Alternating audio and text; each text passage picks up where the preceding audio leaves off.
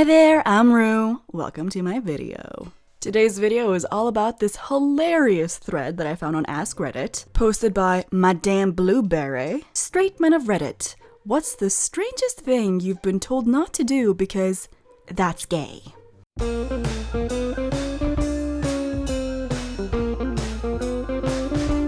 The comment that tickled my fancy this week is by Hayden Kennedy. Held a baby. Can it be a dog?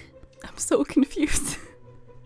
Did you want the baby to be a dog, or did you hold a baby dog, and does that count? I'm very confused. I do agree with you though. I also think, ooh, I wish this was a dog. Mostly because holding human babies freak me out, and the soft spot on their head, and I just feel like they wiggle too much, and then I like them when they're older, and they don't try to headbutt you all the time. Without further ado though, let's get started. Straight men of Reddit, what's the strangest thing you've been told not to do because that's gay? Linen shopping. By my best friend. That's nice, bro, but I need towels. Deal with it. Real men dry off slowly using the air and the earth's gravity. Obviously. Use a straw, because apparently it's like having a tiny penis in your mouth. I still use straws and haven't had the urge to suck a dick yet. That just makes me sad. The wondrous world of straws, and you're denying yourself that just because you're afraid of penises? Maybe you should talk about that with someone, if you're that afraid of them. A guy I worked with constantly said this. He would always get mad at me and tell me, "Men don't use straws. Do you order a beer and ask for straw?" Coincidentally, I like using straws because I have long facial hair, and it's much easier than getting my moustache into my drink. The guy actually said you're not a man enough to someone with fabulous facial hair. I can feel the insecurities! And someone says it's also better for your teeth if you're drinking something sugary. But cavities are manly! Obviously. I had a buddy that wouldn't eat foods that resembled the shape of a penis. Hot dogs, bananas, cucumbers, none of it. Even if it wasn't in its original shape. He was kind of a goofy dude, so there's a solid chance it was a joke. And he just didn't like those foods. And they happen to have that in common. But I'll never know for sure. That will leave you questioning things in the middle of the night. You'll never sleep again. You know how many foods are shaped like dicks? The best kinds. That is true. I once saw this video when a girl was like, "How can you not believe in God? Like, the banana is like perfectly shaped for you to hold it. Obviously, God made it that way." And then someone went, "Actually, that's how we bred the bananas." The logic on some people. When I was right out of college, I was heading out for drinks with my roommate. He's from upstate New York. We were going to a kind of nice bar, so I threw on my wool jacket. It was cold out, so I grabbed a scarf. He was surprised I'd wear a scarf. He's a super PC guy, so he never explicitly called it gay. And if I had been gay, he would have been fine with me wearing a scarf. The funny thing is, he was wearing a ski jacket out, and got shit from our other roommate for not dressing up more. Then we started giving the third roommate shit for always wearing the same shirt every time he dresses up. So in the end, 3 20-something guys left late to go out because of an argument about our outfits. When I was 13, I had 2 best friends, Cliff and Sergio, who got me hooked on comics. We were nerds together, we were inseparable. Sergio invited me and Cliff over to his place for a sleepover. I think it was basically hang out, eat pizza, play video games until we all pass out, but I never found out what one did at a sleepover because my mom refused to let me go. "It's okay for a girl to spend the night at a girl's house, but it's not okay for a boy to spend the night at a boy's house," was her explanation. Now, first, I had literally no idea what she was talking about. She might as well have been speaking Farsi. This was just another in a long string of completely arbitrary rules, none of which made any sense, that seemed to make up the adult world, and which I was never fully equipped to navigate. But there was also this subtext. I mean, there was a lot of subtext, obviously, but this was the one I detected. That whatever girls got up to at a sleepover was natural and right, but boys doing the same thing was unnatural and improper. I didn't get the sense from Mom that she thought boys got up to different things. She seemed to assume that they got up to the same things, and that was wrong. Whatever that was. It was only years later I was able to decode and understand she was saying boys spending the night was gay and therefore bad. Then some years after that, I realized she was saying it was also gay for girls to do it, but girls doing gay stuff, whatever that may be, was natural. The upshot of this was, I never spent a night at a friend's house. Fast forward about 10 years, and my new friends and I all go to a gaming convention in LA for the first time. We were poor college students, so the 7 of us all pitch in to get a room and we have a blast. The con is a big hit, but each night as we're all straggling in at different times, trying to sleep on the floor, stepping on each other, knocking things over in the dark, and generally making obscene noises from one or more orifices, we all end up giggling hysterically in the dark room for hours. I later described this to my girlfriend and she says, "Oh my god, it's like a bunch of teenage girls at a slumber party." And I exclaimed delightedly, "It is?" The end. I'm just wondering what his mom got up to at slumber parties. Since she is a girl and girls getting up to gay stuff is fine and dandy apparently, but boys, they can't, really makes me wonder. I was once at a gay bar and a dude hit on me. And according to my then girlfriend, since I wasn't disgusted by it, "What? Are you gay?" I mean, they did go to a gay bar? What? Went to a gay bar in college and ran into an old acquaintance from church youth group in high school. His friend, I also knew her from church things back in the day, asked if I was gay in a very coded way because she thought I might be offended.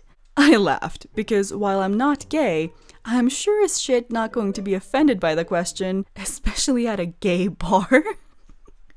My point exactly. Not me, but a friend of mine got dumped because his girlfriend thought he was a closet gay. He likes having his apartment clean, so he cleans it every evening, and somehow, doing house chores is gay. His new girlfriend is thrilled though. That is one of the most ridiculous things I've ever heard. The whole women's work, women clean, women are slaves and make the cooking and the cleaning and the everything. It's just rules set up by assholes who just don't want to do those things and find it convenient to go, "Oh, it's 'cause I have a penis. I cannot do them chores 'cause I have a penis." Also, when I was dating, I was like, if I went to a guy's house and it was dirty, I was like, we are not hooking up. Nope way, Jose. If some guy's house, especially the bathroom, is dirty, I'm like, if you treat your bathroom this way, I don't want to know how you treat your body, so it's not going anywhere near me.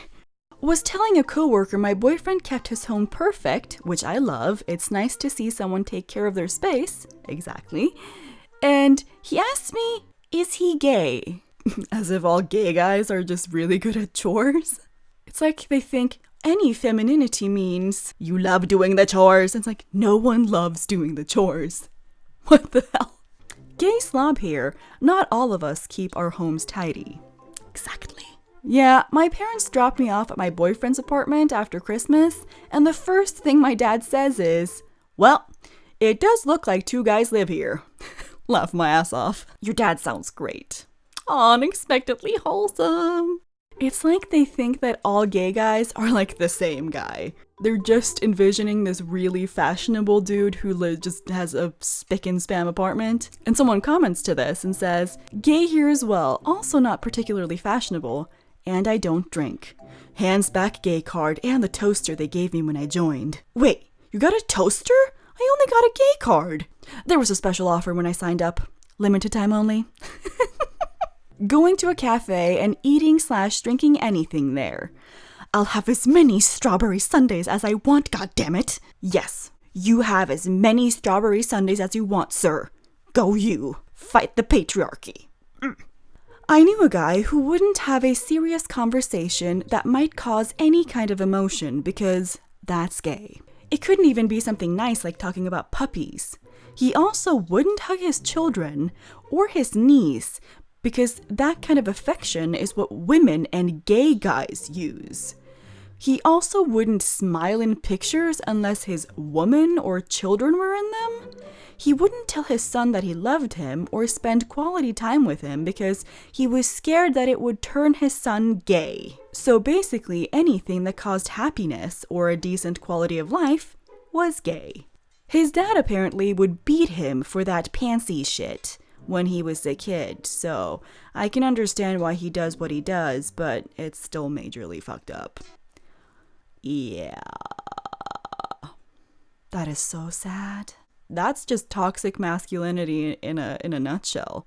Beating your child because of pansy shit? What the? And then they end up like this. Emotionally crippled. God, that is so sad. Yes. Sad is an emotion. That's gay. Make sure you only get your left ear pierced. This might be a non-thing now, but when I got my first piercing in the 80s, it was a big deal to make sure you got the correct side of your head pierced. Right meant gay, left meant straight. And you didn't want to be the kid that fucked that up. This whole thing was made all the more comical by the fact that I got my ear pierced with my best friend so we could split the cost. I mean, there had to be nothing gayer than two preteen boys arguing about what earring to buy and threatening to just not get it done. And this wasn't an uncommon thing either. The girl at the jewelry store said it happened a few times every weekend. My sister had psychology lessons at her university. She told me that her teacher explained that every man that went to see a prostitute were secretly gay because they were seeking out the previous man's penis inside the prostitute's vagina. She is adamant that the teacher really said that, but of course, it's a secondhand story. No, I believe you. A lot of people who become teachers should not be teachers. Just like a bunch of power-hungry morons. I remember hearing the same thing about the soldiers in Vietnam, that the prostitutes were basically just a go-between and what the men really wanted was to hook up with each other. Sure, so you're just gonna go somewhere, pay someone to sleep with them so you can kind of have sex with your friend, or you could just stay at home and have sex with your friend, free of charge. Sure, that makes sense. By this logic, sleeping with your wife is masturbating. Except the first time. Why wouldn't she have masturbated before the first time? That makes no sense. Although I had friends tell me that the first time they wanted to orgasm was with a guy, and I looked them dead in the eye and was like, no, I want to achieve that goal on my own first. How am I supposed to know what gets me off if I don't know? Cross my legs. Rest your ankle on your knee equals not gay. Rest your thigh on your other thigh equals gay. Or so they say. As if gay men didn't also have genitals that would make crossing your legs difficult. Makes sense, huh? Yeah. I remember when I was a kid, I looked someone dead in the eye and I went, if you sit like that, you're gonna get blood clots. I was 4. I think they basically looked at me like I was the kid from The Shining. I just picked something up from an adult conversation, but yeah, I think I terrified her.